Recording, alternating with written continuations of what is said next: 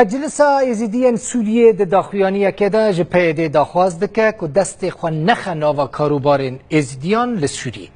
د داخویانی دا هروها هاتیه کل سرکانیه و عفرین چکدارین اسلامیین تندرو بر ظلمک مزن لوان کرن و جبروی کجی گلک جوان کردین ازدی نچار مان که دف جمالا خو بردن و کوچ ببند. مجلس ازیدیان سوریه اشکره دکه که وی داویه پیدایشی دست پیکریه کوان بخبن دستلات خو